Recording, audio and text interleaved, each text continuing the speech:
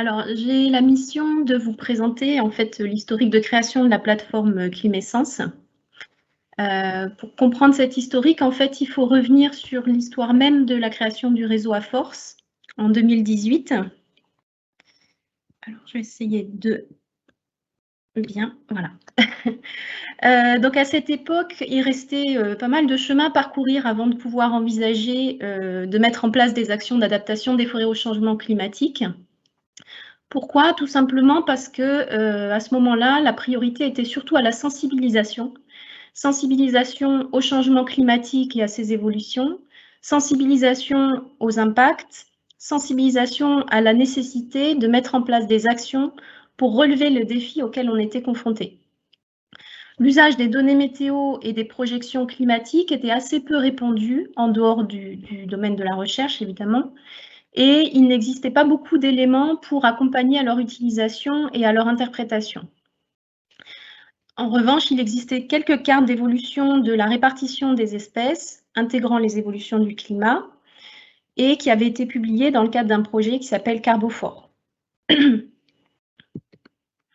Alors, fort de ce constat, AFORCE a lancé dans un premier temps une enquête sur les besoins de la communauté forestière en matière de données météo et de projections climatiques. Et il est apparu, à l'issue de cette enquête, un fort besoin de sensibiliser via une meilleure communication sur les évolutions du climat et de mettre à disposition les données météo et de former à leur utilisation. AFORCE a aussi, dans le même temps, organisé un séminaire ou atelier qui était dédié aux prévisions issues des scénarios climatiques et qui abordait l'influence de ces prévisions sur les décisions de gestion. Et c'est à cette occasion qu'on a découvert, via une présentation d'Hervé Le Boulaire, le modèle IKS. C'est le modèle qui vous sera présenté par la suite, hein, qui est au cœur de Climessence. Donc IKS a fait sa toute première apparition à cette occasion, dans un état un peu embryonnaire, mais c'est un modèle qui s'annonçait déjà très prometteur. Alors, les travaux d'AFORCE ont commencé comme ça, et puis nous avons pu nous appuyer sur les productions de la recherche, qui étaient déjà nombreuses et qui n'ont pas cessé de s'enrichir au fil des années, avec des sujets traités très divers, tels que la vulnérabilité des arbres et peuplements, les dépérissements, l'incertitude autour des projections climatiques, la répartition spatiale des espèces. Donc un champ d'investigation assez large qui menait à des productions de connaissances que nous avons utilisées progressivement dans nos projets. Alors après quelques temps, les questionnements des forestiers ont évolué. Ayant une meilleure conscience et une meilleure compréhension des impacts du changement climatique sur les forêts, il devenait important de rechercher en fait des solutions d'adaptation au travers de la conduite des peuplements et du choix des essences.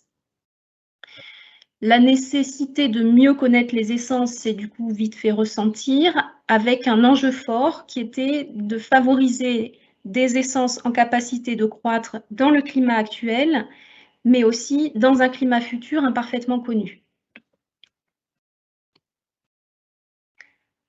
Donc dans ce contexte, AFORCE a suscité via ses appels à projets et puis soutenu une série de projets multipartenaires.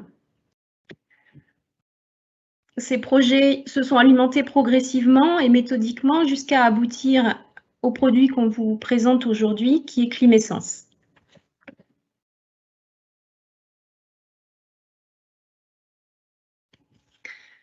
Donc tout ça a été mené en plusieurs phases d'action. Donc dans une première phase, on a réuni les experts pour faire un état des lieux de la situation et mettre en évidence les besoins en projet. On a ensuite lancé un appel à projets pour créer l'opportunité de concevoir ces projets. Et 2 projets ont été sélectionnés à l'issue de ce premier appel à projet, donc le projet Tréteau et le projet Nomade. Alors le projet Tréteau, donc c'est le premier dont je vais parler, il a permis de rassembler dans un premier temps une communauté d'experts sur les essences et de constituer une base de données de ressources biblio organisée sur les essences avec différents critères descriptifs. Le projet s'est aussi intéressé aux outils d'aide à la décision. Donc, il y a eu un panorama des outils d'aide à la décision existants et puis s'est appuyé dessus pour proposer un modèle d'un outil intégrateur et modulable à concevoir. Nomade, de son côté, s'est penché plutôt sur un format de fiche descriptive des essences que l'on retrouve aujourd'hui en fait sur la plateforme Climessence. Et il a également produit un état des lieux de l'émergence du concept de niche bioclimatique. Les travaux de Nomade ont servi à la conception d'autres projets, notamment autour de l'expérimentation de nouvelles essences. On a présenté il y a quelque temps les résultats du projet Espérance. C'est typiquement un projet qui a profité des réflexions qui ont été menées dans le cadre de Nomade. Alors, vous pouvez voir sur le tableau, en orange, en fait, la connexion avec d'autres projets. En fait, c'est la troisième phase de projet. Donc, on retrouve dans cette troisième phase des projets Caravane et IKS Maps qui se sont nourris des projets de la phase 2. Donc, Caravane, c'est un projet qui a consisté à créer une base de données permettant d'accueillir les fiches nomades qui avaient été constituées. Il y a eu évidemment quelques ajustements au fil des réflexions. Et puis, Caravane a consisté à compléter cette base de données avec plus d'une centaine d'autres essences. IKS Maps, quant à lui, s'est penché sur le modèle IKS, qui est un modèle qui existait déjà, qui avait été conçu par Hervé Le Boulaire. Et donc, le projet a consisté à évaluer ce modèle et ses résultats, à comparer les résultats avec d'autres simulations déjà publiées. Et puis, il y a eu un important travail qui a été réalisé pour définir le meilleur moyen de présenter les résultats sous différentes formes, cartes, diagrammes, données, sans risque de mauvaise interprétation. Et ce travail a aussi porté sur la prise en compte des incertitudes dans les modélisations produites par IKS. Le service climatique qui est proposé à l'issue du projet, donc il y a eu une préfiguration d'un cahier des charges d'un service climatique. Et donc ce service climatique, il a vocation à interroger le modèle IKS au travers d'une interface qui est du coup mûrement réfléchie pour intégrer tous ces aspects d'interprétation et d'incertitude. Et donc tout ceci nous amène à la production de Climessence. Donc on a décidé de regrouper ces deux projets, Caravane et IKS Maps, en une seule et même plateforme. Alors on peut se demander pourquoi. Tout simplement parce que les deux projets visaient un seul et même objectif, qui était de guider les forestiers dans la connaissance des espèces et dans l'anticipation de leur devenir dans un climat changeant.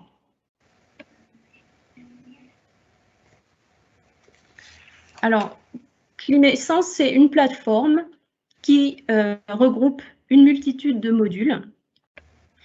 Ça vous sera présenté juste après, donc je ne vais pas rentrer dans le détail. Ce que je voulais vous donner, c'est l'objectif de cette plateforme, ce que cette plateforme peut vous apporter. D'abord, elle fournit des éléments de décision pour le choix des essences. Elle permet d'alimenter les réflexions stratégiques à l'échelle de massifs ou de territoires. Elle permet d'accompagner la mise en place d'expérimentations ou des initiatives de migration assistée. Elle permet de faciliter l'appréciation des facteurs de risque et de vulnérabilité des essences. Elle permet d'éviter des erreurs d'introduction ou d'utilisation des essences. Elle permet d'aider à prendre la mesure des incertitudes en jouant avec une douzaine d'expériences possibles de modélisation future. Et elle permet aussi d'apprécier où sont les lacunes de connaissances grâce à des notes de fiabilité ou d'abondance de publications autour de certaines informations dans la base de données de fiches espèces. Climessence, c'est une plateforme qui s'adresse aux expérimentateurs de la R&D, donc recherche-développement, aux rédacteurs de documents cadres, aux décideurs, aux conseillers forestiers sur les matériels forestiers de reproduction et aux pépiniéristes. Voilà, et pour conclure, je finirai sur cette diapositive. Donc, c'est un petit rappel de ce qui a déjà un peu été évoqué en introduction. Donc, il y a sur cette diapo les financeurs de tous ces travaux et tous les organismes qui ont contribué aux différentes étapes de conception de la plateforme et qu'on souhaite remercier aujourd'hui vivement. Voilà, donc vous avez tout sur cette diapositive et je vous remercie de votre attention.